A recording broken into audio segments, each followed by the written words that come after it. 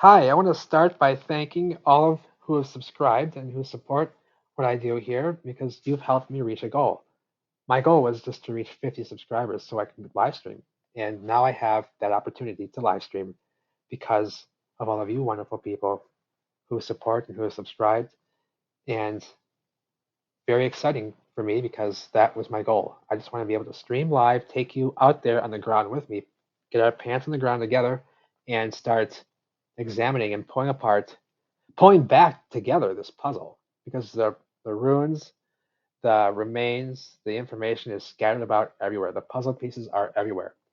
But we're starting to notice them, and let's start pulling them back together, get a better picture of what was going on before, so that we can now, because I think it's time now, begin writing our story after our likeness, after our kind, not theirs.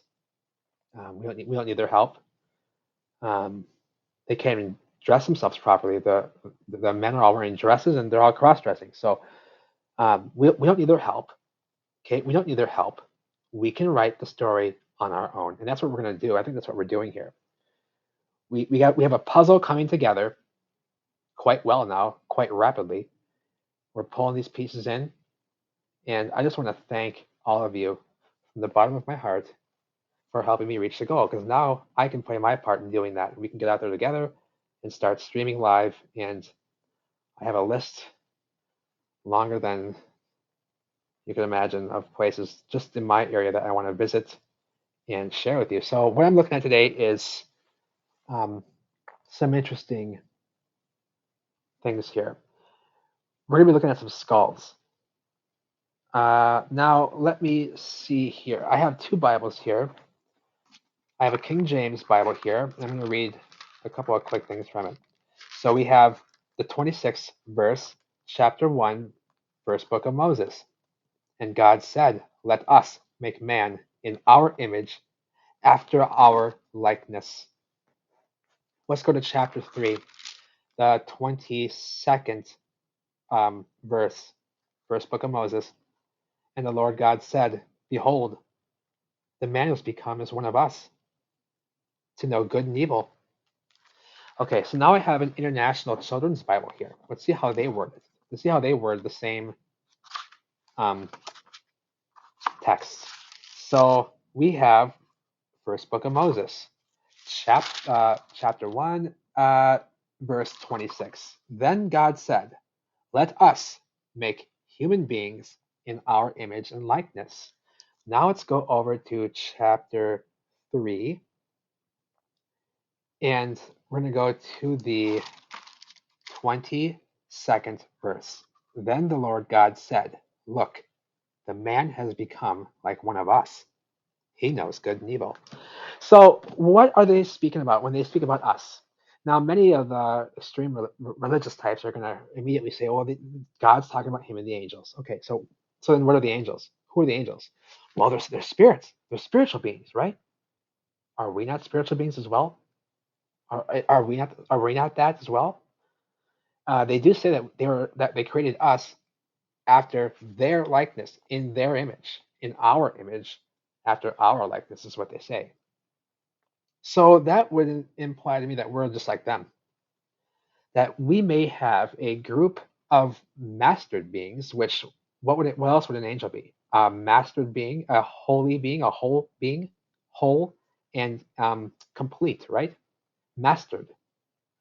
I would say that we had, um, from what it looks like and what we can see all around us, is that we had in the past a world living in a state of mastery. And we can see that in their buildings and in their ways of life and just in everything. So, and what it looks like to me is that a disaster happened, a great one, maybe more than one, and that we had to be created. There's many stories all around the realm of them speaking about creating a new man from an original prototype, an original progenitor, which prototypes were then designed from, which then gave birth to our races. That's the idea that we get from most cultures in stories from around the world. Skulls are interesting. Now we're going to look at mostly the skulls that you get over in Ica, Peru, Nazca, Peru. That's what we're going to look at today. The elongated skulls, yes, but they're not all elongated. Not all of these strange anomalous skulls are elongated. There are certain traits, certain things that you're going to see, that themes that are common. And I think that we're seeing here, what I've labeled out here is that we have three prototypes, three clear prototypes, and I see lots of intermingling amongst these three prototypes of human beings, or of men. They're men. They're all the family of mankind, but they're not all human beings as we are. But they're all men. These skulls are all the skulls of men, as in the family of mankind, but not as in human Homo sapiens. These are not Homo sapiens. I'm going to just come out and say it right now. What we're going to see are images of other prototypes of men, which clearly have intermingled, and we're going to see also images of their offspring, which seem to have traits from more than one of these prototypes, which have very unique characteristics. All these, and I've found three prototypes for certain, and I'll show you them. And but there are also stories from around the realm where they're speaking of there were four prototypes. So I'm seeing examples and evidence of definitely three prototypes of men and the intermingling of them, the hybridization of them, and we're going to see that here. But apparently there is, and this has been said more than once around the world, that there was actually four that were derived from one progenitor race. One progenitor race came four prototypes, which then gave birth to all the races we have today through their intermingling. And this was said to have taken a period of time. Some stories and groups say that it took 600 years. Some say it took 1,000 years. However long it took, there was a period of time where a new man, after a disaster, was created from an original progenitor race, and which it seems like the common number is four prototypes were derived from, which gave birth to all the races and colors we have today. And all these stories seem to be saying the same thing. So let's get right into this now. I've spoken enough on that. So let's get into the skulls. What we have here is what we will normally, this is our skulls. Most human beings here today, are going to have a skull that looks like this. You're going to have a coronal suture here, a sagittal suture here. You're going to have this occipital bone down here also being separated by a suture. The sutures that we're going to be looking at are the ones dividing the frontal bone here, this coronal suture, and this sagittal suture dividing the parietal plates. There are skulls being found, most of them being cone heads, but not all being cone heads, which indicates to me that we're seeing hybridization going on. Because I also see skulls that are not cone heads, which will be absent of their sagittal suture. There is an absence of it. Let's get into this now. So here we have an example. We have a potato wampus skull over here. I don't know what's going on here with the image, but this is an example of us, like we just saw, and how human beings today, how their skull structures will look. We'll have a sagittal suture, two parietal plates, and a frontal bone and a coronal suture. And then in the back, you have the occipital bone. Okay. Here is something not normal, as we see Trey Smith here was saying. Now, I don't agree with all his stuff. I used to be really into watch. I used to watch all his stuff, but I don't agree with a lot of his conclusions, rather. But he has put some interesting stuff up. But here's one of them, these images that I like, showing that we have the absence of a sagittal suture. No parietal plates, just one giant skull cap. And notice the shape of this head here. We have a crest. I call them crests. The cone heads seem to always be sporting a crest. It's a part of their structure. They have a brow crest. It's not quite the brow ridge. It's above the forehead. It's a crest ridge. Look at this coronal suture here, and then look at ours. Ours are more rounded from the center of the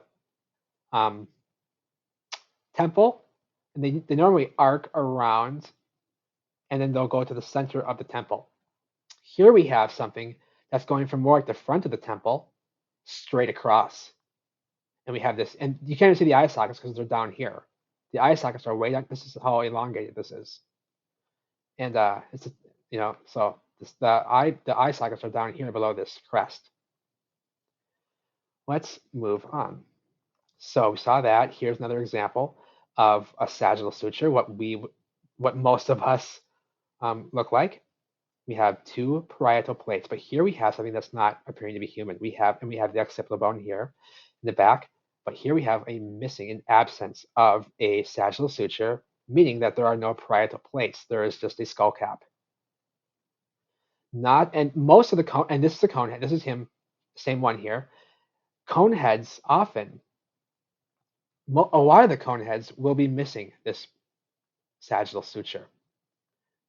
More cone heads will be missing this than, say, regular shaped skulls. But there are regular shaped skulls also that look like this, that will sometimes have a crest or not, and will be missing a sagittal suture, indicating to me that there was a hybridization, possibly a mixing of a regular human and a cone head, resulting in something with a regular human skull, a regular shaped skull, but then the traits of the cone heads where we are missing a sagittal suture. I see both. We'll see examples of both here. So let's keep going. So they call it scaphocephaly when it's missing a sagittal suture. And what they're saying is that what happened is it's actually fused. Now, babies have a soft spot where this plate or this suture meets this suture. And there will be a soft spot here that takes time for it to fuse. Fusion takes time.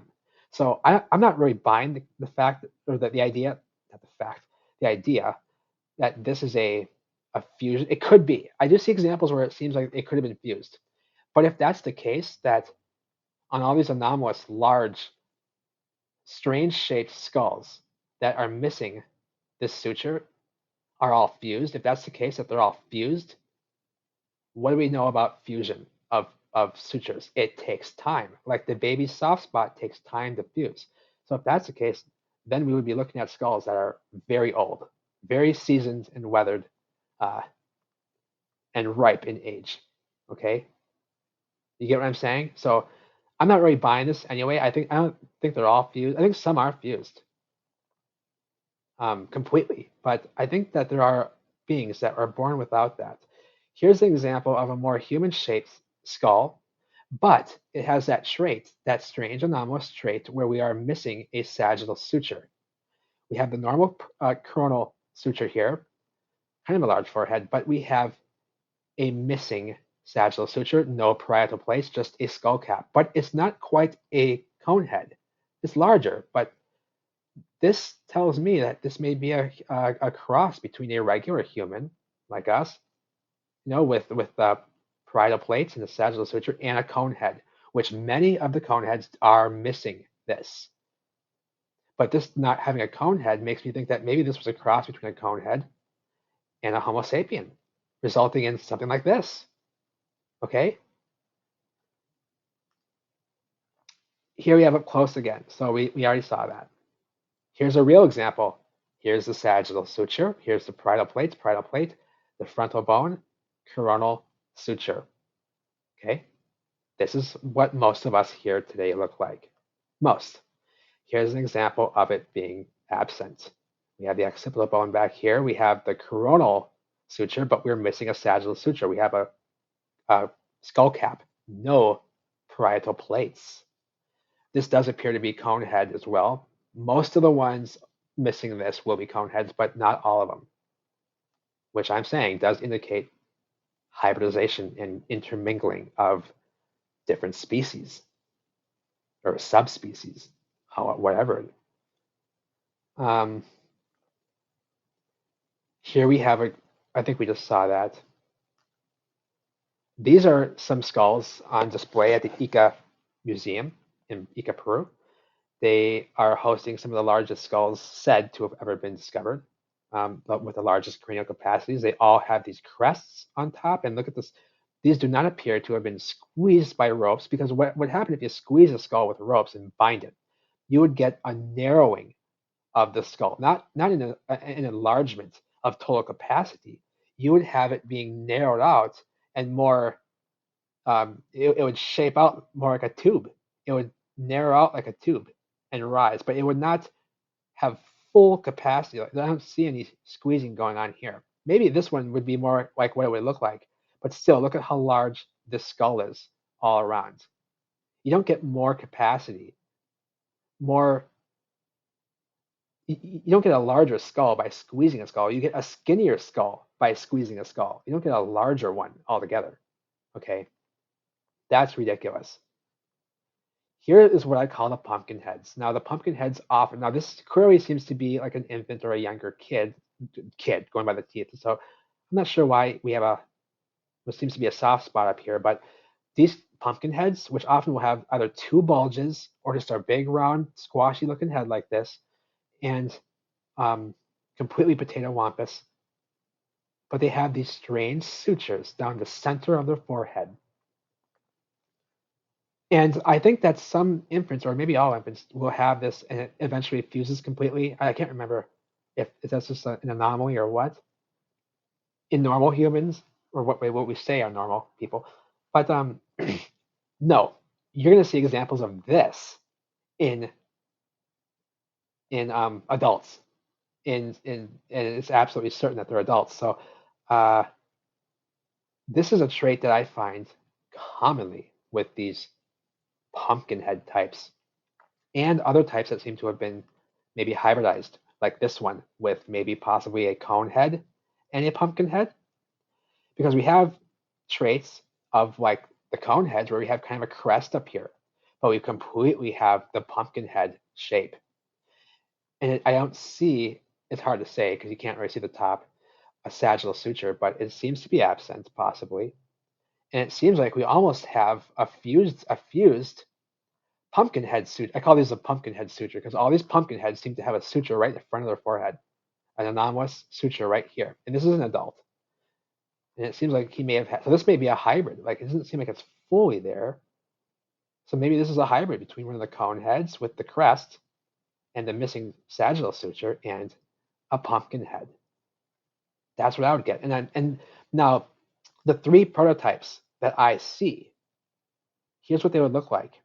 And see how pronounced this is and how large the skull is. I see on the largest cone head skulls with these crests, these crests, the largest and the oldest looking skulls have the largest crests, indicating to me that these skulls are quite seasoned and ripe in age. They were quite old. I think this takes a lot of time. I'll show you a better example of that that's not so grainy in a moment. A lot of these skulls, you can see the eye shape here in the skin still in the sockets. This does not appear to be something that was that long ago. This person here seems to have passed quite recently. Hair still blowing in the wind. Give me a fucking break. The hair's blowing in the wind still, flowing in the wind. Okay, they still got skin and blood bleeding off of them. And that's going to be something you're going to see more of in a moment here. Look at this. Now, Brian Forrester, the fellow who brought this to most of our attention, he brought this to the table. Now, Brian, I don't agree with all the Egypt stuff, okay? But I still love you, and I do appreciate you bringing this anomaly to our attention. The Egypt and the megalithic stuff, not so much, okay? But I love you anyway. But look at the skull here; it's bleeding. It's still wet with blood. This red, wet blood hasn't even coagulated yet. This is so recent. Look at the skin still on the fucking head. Excuse my French, but look at the okay. And this is fitting in the palm of his hand. Look how small this is, like an infant. But take a look here. It's small. It's tiny. It looks very much natural. Not enough time for someone this size to have been bound long enough to have such elongation. Not to mention the fact that it gets larger and larger as it's just uniformly large. But then look at these teeth. Do these look like the teeth of an infant this size? Now, this was a regular human like us with a head this big. That would be an infant. This would be an infant. Do infants have teeth like this? Do infants like us have teeth that developed? Absolutely not. This is an anomaly. This is an anomaly. I don't know what's going on here, but those look like some seasoned, ripe, weathered teeth as well. So is this a little person? I don't know. I don't know. Now you're going to see some more examples of this as well, where they have these holes in their foreheads, and it's all the same, and they seem to have been blown inward, indicating to me that they were shot in the head or poked with some sort of a device and executed. Executed. Absolutely, these people seem to have been executed, in my opinion. But what they try to give, the idea that they're giving us here, which you're going to see some examples of, is that these were fanny pack art. They used to walk around with ropes stuffed in these holes right here. You'll see the archaeologists are stuffing ropes in these things and trying to make it seem like they were carrying around skulls on their fanny packs. On their fucking fanny packs. Give me a break. Who's going to walk around with a skull hanging off their fucking waistband? Give me a break. You'll see what I'm talking about in a moment here. We'll get to some examples of that. Here's a child. Look at the strange skull structure. Completely anomalous. Very, very seasoned, ripe teeth here for a child. It's a very small body, but a large cranium and a strange, unusual structure here going on. Here he is again. Grainy shot. I'm sorry.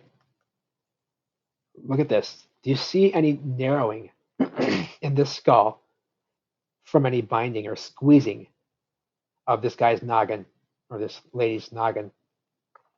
I don't see any. It looks uniformly, perfectly elongated. I don't see any narrowing from any squeezing going on here. This looks completely natural. Just completely natural. And has he or she has a crest. Okay. Did I just skip one? Yeah, I skipped an important one there. So this one here is a child. You can see how frail the body is and how young this person looks. I don't see many teeth in there, in that mouth. But we have skin still peeling off, fresh skin. He's wet down here with blood still. There's still organs in the body, you can see. Hair is blowing in the wind, beautiful hair blowing in the breeze, okay, flowing. This red auburn hair flowing. And do you get that much extra cranial capacity from squeezing a head? When you squeeze a head, it gets skinnier like a tube. It don't get fatter and wider like this all the way down to the base of the skull from his headboard. And then you don't double the cranial capacity by squeezing someone's head with a rope or a wood board. Okay, the skin's still peeling off. Wet skins and blood is still, give me a break. Here's bewildered, yes. Look at the size of that skull. This is a child. Look at the size of that skull. This is a child. See the crest right here? Look how large these eye sockets are. Well, that one is. And look how close the mouth is to that eye socket. Unusual. Yes. And this one, Brian Forrester brought this to our attention as well. Look at the shape of the skull here. It seems very natural. It does not seem to be squeezed anywhere. The capacity is twice as much as his brain capacity. Look at his head and look at how large this is. From the top of the eyes to here. Look how much larger this is. And that's a child. That's a child. I agree, Brian, with that expression. This is unusual. That's unusual. Yeah, look at the shape here. And I don't agree with your Egypt stuff. Okay. Okay, I don't agree with the Aswan stuff and all that stuff. Okay. It was intriguing. I fell for it. I bought it, Brian. I bought it for a while. But I'm not buying it anymore, okay? But I do thank you very much for bringing us these skulls because this is an anomaly that does interest me. So thank you. I do love you, Brian. I just don't agree with your Egypt and megalithology stuff, okay? So here's the late Lloyd Pye with the real Star Child skull, the real one.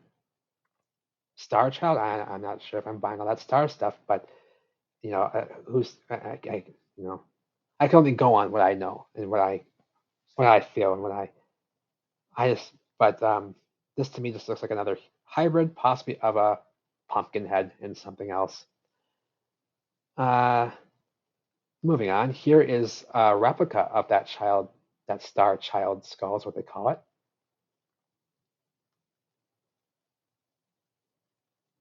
Interesting here. Now look at this. We have traits going on here from multiple different prototypes. Now the prototypes I have figured out are the pumpkin heads, the cone heads, and Homo sapiens like us.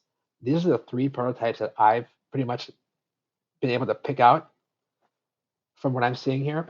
I see three main prototypes: human beings like us, cone heads with the crest and the missing sagittal suture, and pumpkin heads with this pumpkin head suture. Now look here. We have a pumpkin head this is kind of like a normal skull. This is like a normal skull here. But we have the pumpkin head suture here, and it's a little pumpkiny. That's a little squashy looking. So, but we have the pumpkin head suture. The pumpkin heads always have these. This guy has the cone head's crest. The cone heads always have the crest, the squared crest. But normally the cone heads are missing a sagittal suture. They don't have parietal plates or this um, this suture right here. They often just have a skull cap and a coronal suture. This right here appears to me to be a mixture of three of the prototypes: pumpkin heads with this suture, cone heads, and humans with the sagittal suture, like us. This one here appears to be possibly a cross between a pumpkin head and a normal Homo sapien. Hard to say. But it looks like we have possibly a mixture of three of those prototypes, which I commonly have been able to, distinguish from one another. And then we have one here that seems to be possibly two, a mixture of two: pumpkin head and human, pumpkin head, cone head, and human. You see what I'm saying here? Interesting, this one. Very interesting, this one. Does not appear to have been bound whatsoever to be that elongated. Moving on, this one's great. Check out this eye socket here, this bone around the eye socket, okay? Notice this one here is connected into this bone. See this bone right here? I forget what that's called. It goes along here, this bone. Look how large it is here, first off, on this fella. They're both cone heads. They both have crests. This guy is missing a sagittal suture. This guy, I'm not sure if he's missing it or not, but he has a pumpkin head suture and a crest and a pumpkin head suture. This guy does not have the pumpkin head suture, and I can't even really see his coronal suture either. And they're both cone heads, but then look at this. This guy's eye socket is completely different from this one, and it does not appear to be broken off. But some of these have these little points that will connect into this right here. They'll be like a bone, like this. This one's quite large, and it connects right into that bone right there. It connects right into it. There's no space here. It connects right into it.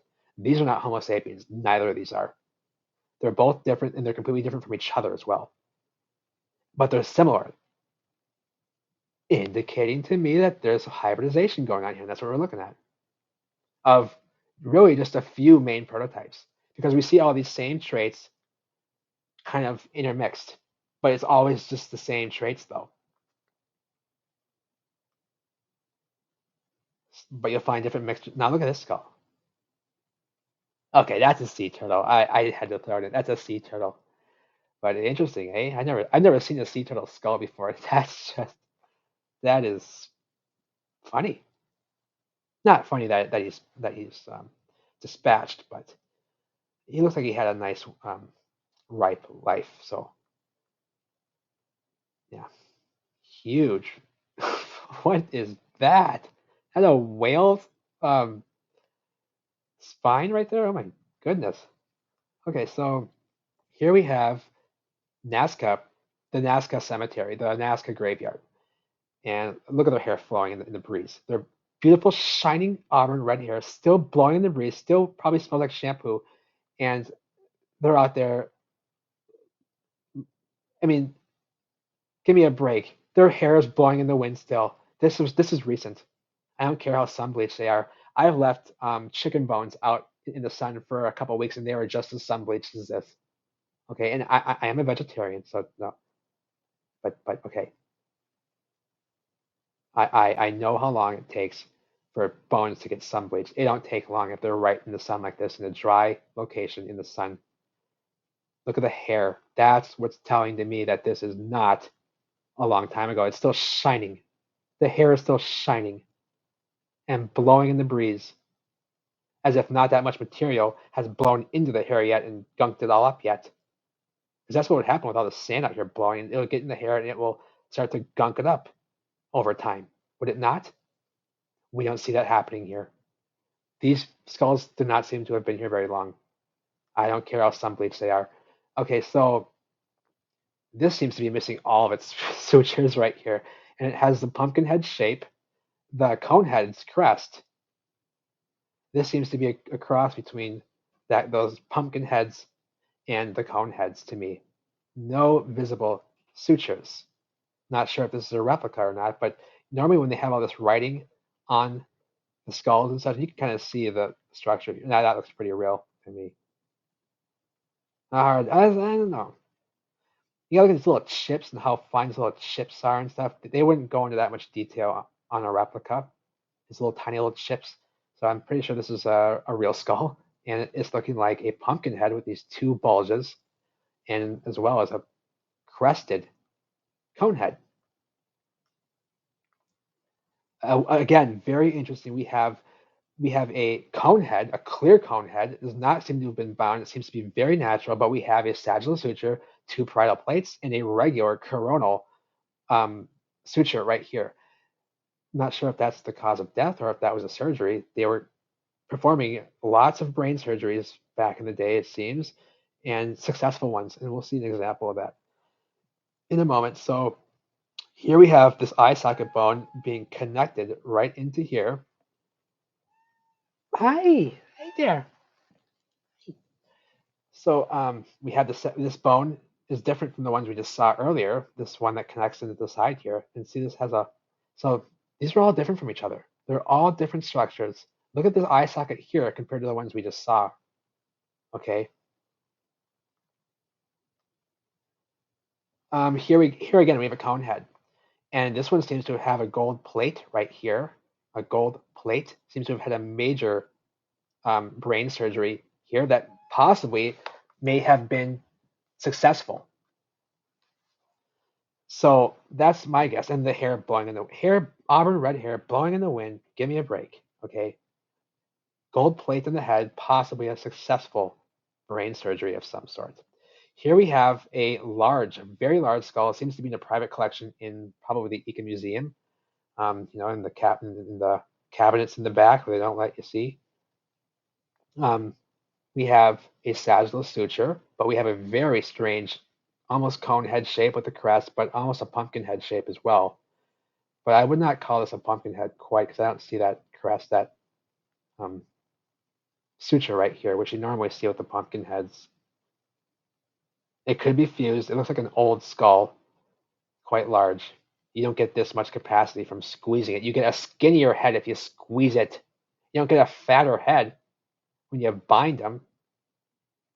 Give me a break. Look at the size of this. Look at the skin still has skin texture on it. It's still wet and bleeding with blood. Hair blowing in the breeze. Hair is blowing in the breeze. Give me a break. Look how big that skull is. There's no narrowing here, no binding going on, no evidence of it showing at least. Here's what I was talking about with these archaeologists and how ridiculous they are. Now, I am not buying this whatsoever that people were carrying around these heads on their fanny packs. That's absolutely ridiculous. This to me looks like archaeologists have stuffed a bunch of ropes into possibly bullet wounds of victims. Excuse me, I had to let Lila out there. Excuse all the noise. It should be done now. Okay, so and look, the rope looks new. It looks new. It's give me a break. There's no fraying of any of this rope. It looks like brand new rope.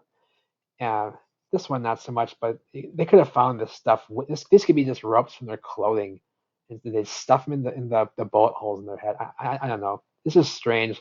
I don't know why people would carry around skulls like this in any time period. I think that's the work of archaeologists. Here we have a skull that we've already looked at, missing a um, sagittal suture. Now here's another very interesting one where it seems like we have a cross. This one seems to be a cross of two of those main prototypes that I see lots of evidence for. This seeming to be like a cross, like we just saw recently, a certain cross between three of the main prototypes that I've been seeing, being the pumpkin head with the pumpkin head crest, or the pumpkin, he's calling it that. Here's the crest. They both have crest. Yes, they have the cone head crest, the cone head's crest, the cone head's shape. But they both have a sagittal suture and parietal plates. This one seems to be fusing. And this one has the pumpkin head suture. This one does not. So this would indicate to me, given that we have parietal plates like we do, and that it's elongated and it has a crest like the cone heads, this is a cross between the cone heads and possibly a Homo sapien like we are. This seems to be a cross between the three prototypes that I've been seeing. I haven't found a fourth one, but I've read lots of old texts and heard stories of there being four. That's a common idea in lots of cultures, that there was originally four prototypes which gave birth to all the races. And many of them speak about this being done in the laboratory as well.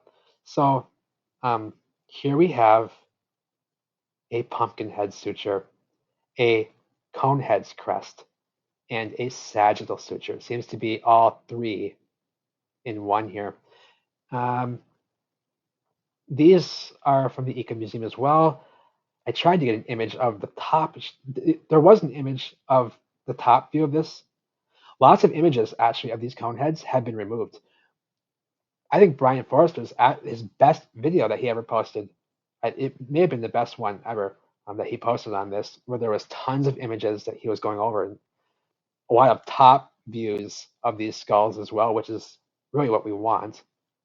But he's taken that video down, and all the images that were in there of most of the top views of all these skulls that we've already seen here are gone. I cannot find the top views like I used to be able to find of these skulls, like you could like 6 years ago. Like 6 years ago, you could find all these images of all these skulls from all angles, from the top, showing all these missing sutures and such, but not anymore. They're all gone. They're being removed, which tells me that there might be something to this that they don't want us to know. This appears to be successful brain surgery, and it seems to have healed. You see this rounded edge here seems to have been healed. He must have lived on after this happened. Possibly had gold plates over these holes. Often they had those, like we saw before, those gold plates. Look at how thin this is here too. That's skill. That's absolute skill to be able to do that. That was intended to have that still be connected right here. For that, and that would indicate that they were trying to keep structural strength in this guy's skull, in his head, by not having this be one big open hole here with a plate. They wanted to have some strength, because they could have just made this one big hole, right? But they didn't, indicating that this is a surgery that went well. He's a cone head, but he has a sagittal suture, but he's a cone head. Not all cone heads are missing a sagittal suture. Not all regular human skulls have a sagittal suture from these locations and areas I'm talking about here. Ica, Nazca. Here's a replica of a skull, and you see how the replica does not really sport those really fine chipped details and such. You can tell it's not real, but it's a replica of something that they did find. And here is another example of a successful surgery, which actually seemed to have gone quite well. If this is how it looked when they actually found it, that would be a very successful healed operation that happened. But let's move on. We got twice the cranial capacity here. This would be the shape you would expect. Still got ears. Still has ears. He's still wet with blood. He's still wet with blood. He's got ears.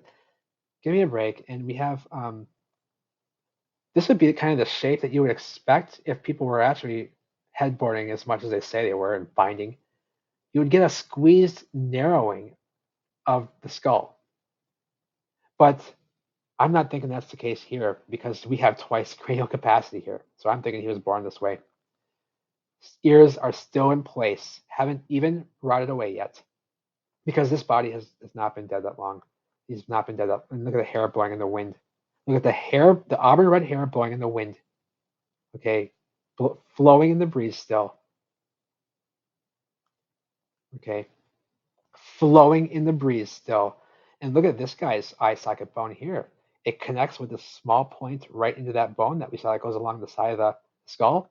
This one has a really like a triangulated point that connects.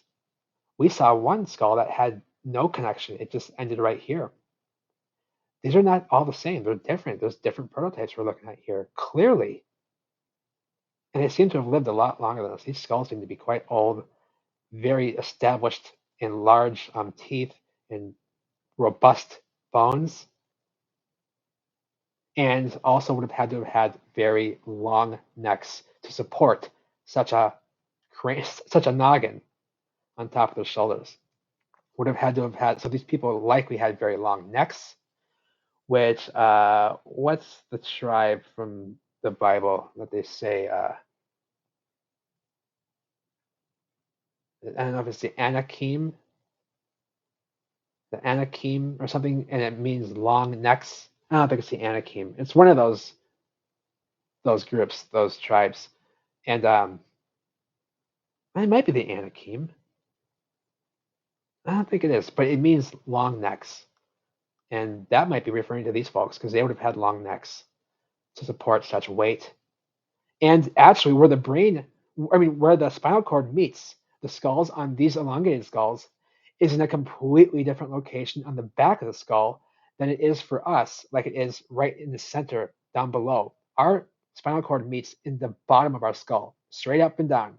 These skulls, which I don't really have any examples of the back of them, I might have to show some examples of that later, where these skulls, the spinal cord meets in the back of the skull back here and would have had to have been a lot longer.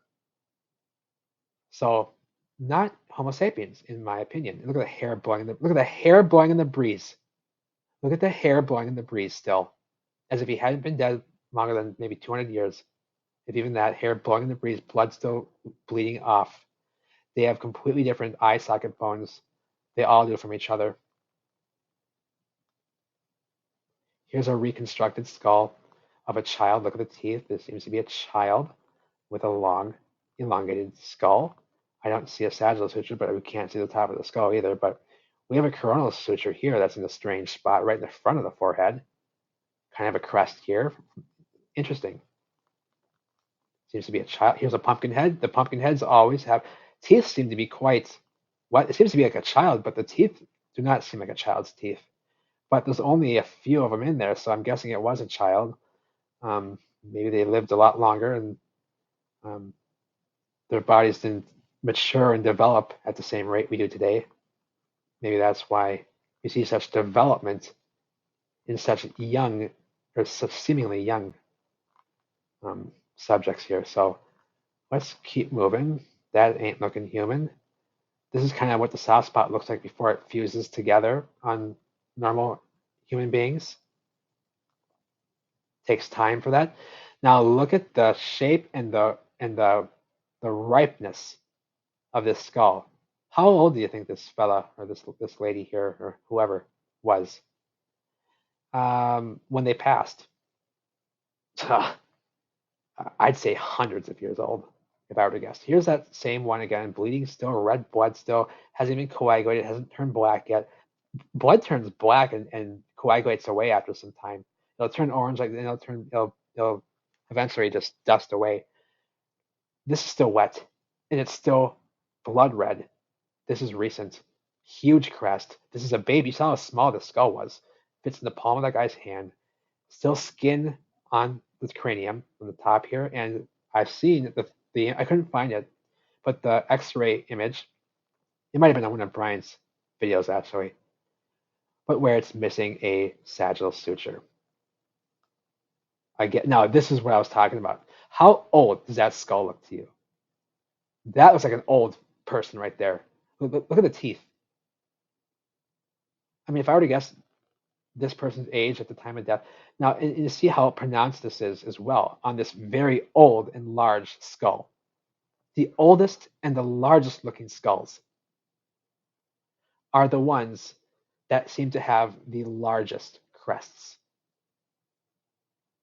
It seems like this takes time, possibly hundreds of years, for this to develop like this. Look how old this skull looks and how large it is and how large the crest is, matching the seemingly ripe age of that person. These are all from Ica Museum. I think this might be the largest ones. I'm not sure if these were the this skull, these two right here are the same skull, but they're all at Ica. These two are the same skull here. So there's three skulls here. There's this one, and this one. And these are all of some of the largest ones ever found. So they say. Here we have kind of a fused pumpkin head, and he's got a pumpkin head shape, that kind of wide pumpkin head shape. He's got a sagittal suture, and he's got the pumpkin head suture. This appears to be it kind of has a crest, but seems to be more like a cross between a pumpkin head and maybe a Homo sapien. This would be what I would say of these images that I shared with you, would be probably the closest thing that you'll see to what maybe cranial headboarding might do. I'm not thinking that this is cranial headboarding still or binding, but this is kind of the shape that you might get if you were squeezing a skull with ropes and boards. It would get more and more narrow and skinnier and taller. This is how it would go. This is how it would happen. But I'm not sure. This could be binding. This could be binding. This is probably the only image I've seen where that could be the case. Look at the size of this one though, and there's no visible coronal suture here. And look at the size of this guy's noggin. And he's got this bone here connected. We've seen one with it not connected as well. And it did not seem to be broken. We've seen different shapes of these as well throughout this video. This eye socket bone that goes back to this bone, it connects all the way around here. See this bone? Very different from normal. He has a crest up there like the cone heads do, but the suture seems to be completely fused. The skull looks very old, like this guy may have been like 400 or 500 years old, very large,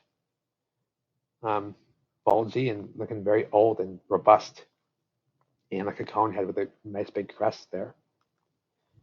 A couple more. We got a suture, a pumpkin head. Oh, we saw this guy. Here's one next to him with tons of skin still on it, so you can't even really see the structure of the skull or the sutures because there's so much blood and skin, wet blood and skin still on this guy's head, or this lady's head. Again, at Ica, this one is one of the largest ever found. I'm not sure if it's the largest one, which they say, but I think it's one of the largest for certain. If I remember. Not sure if this here is archaeologist. This seems to be, these up here seem to be real examples of brain surgery that may have gone successfully. I don't know why this guy's a hole right here, though. He may have been shot. But it seems like they have had successful surgeries, brain surgeries, happening. And this guy, but this one here looks a bit odd to me. But he's a cone head. He has a huge crest, likely missing a parietal or a sagittal suture. So I'm not sure if archaeologists were here drilling at this and drilling this away with a Dremel to make it look like these ones back here that have had actual surgery. They may be just doing this to cover up the fact that there's no sagittal suture. They're trying to cover that up so you don't see that there's missing one. But it could also be an example of more brain surgery. Hard to say. I wasn't there. Here's a pumpkin head. See these two bulges? And they always have this pumpkin head suture, I call it. And this guy has sutures going right across the eye socket here in the nose bridge and around. And check that out. Look at the capacity here. Where were they squeezing the head to get this to bulge out like that? Around the eye sockets? They have the ropes around here? Give me a break. How'd that happen? They're born that way. Look at the crest here. Look at the crest. Okay. Not sure if this is surgery or if that's the cause of his death, but it seems that this is so tapered in so slightly. You see how that taper is? Indicating to me that this was a successful brain surgery, or maybe maybe it was the cause of his death, but they tried. Not sure if it doesn't look as healed as some of the other ones I've seen, where you can clearly see that this was done and then it was healed afterwards, and it starts to round. The edges aren't so sharp anymore. They round over. This doesn't appear to be that way. Anyway, I'm going off. Here's more of the waist fanny pack heads that I think they're trying to get us to think that they were carrying heads around their waists. But we have cone heads here, cone head crest. Seems to be missing a sagittal suture here. We have bullet holes. I think these are bullet holes in the center of their head. It seems like they were lined up and they were all executed. These are all bulging inward. The holes are all bursted inward. None of them seem to have been carved. They seem to have been blown in. And maybe they were poked with something, or maybe they were shot. I don't know. Or maybe people were carrying around heads around their fanny packs. I don't know. I wasn't there. Or I don't remember being there. I don't remember anything like this. Look at this stuff. These ropes look brand new. Looks like the archaeologists just stuck them into these bullet holes of executed victims. And often when shoot any creature in the head, the jaw slams shut, like you see here, like you see here, like you see here, like you see here.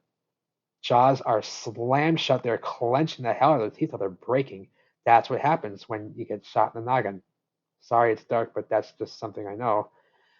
But it looks like we have some tampering going on here with some archaeologists. There's not one fray on any of these braids on this rope. Now, and they're saying that these are like 2,000, 3,000 years old. Wouldn't you think that these hemp ropes would have a few frays coming off of these braids? A few frayed ends? Look how fresh these braids look. I think they're stuffing them in there, and these were, victims. But that's what I have for you today. Went a bit longer than I wanted to, but I want to thank you all for helping me reach my goal. I love you all, and I'm hoping the next video I bring to you will be a live stream made possible by you. I love you all. Take care.